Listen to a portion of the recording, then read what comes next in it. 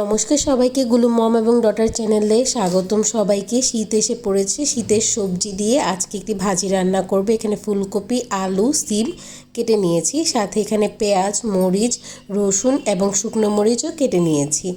এবার একটি কড়াইয়ের মধ্যে তেল দিয়ে গরম করে এর মধ্যে শুকনো মরিচ এবং রসুন কিছুক্ষণ ভেজে নিব। এটাকে কিছুক্ষণ ভালোভাবে ভেজে নিয়ে এর মধ্যে কুচি করে রাখা পেঁয়াজ এবং মরিচটাকে অ্যাড করে দিব। এবার পেঁয়াজ এবং কাঁচা মরিচটাকে অনেকটা সময় নিয়ে ভালোভাবে ভেজে নিতে হবে। বাংলাদেশের পরিস্থিতি এই মুহূর্তে ভালো না। ভূমিকম্পের কারণে সবাই আতঙ্কিত হয়ে আছে। আপনারা সবাই সাবধানে থাকবেন, একজন আরেকজনের মনোবল বাড়াবেন, কেউ কাউকে ভয় দেখানোর মতো কোনো কথা বলে আতঙ্ক ছড়াবেন না।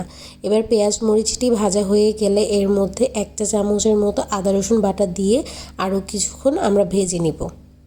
এবার আলু, তারপর গিয়ে ফুলকপির ডাঁটা, এগুলো একটু শক্ত, তাই এগুলোকে আগে দিয়ে এরপর কিছুক্ষণ ভেজে নিব।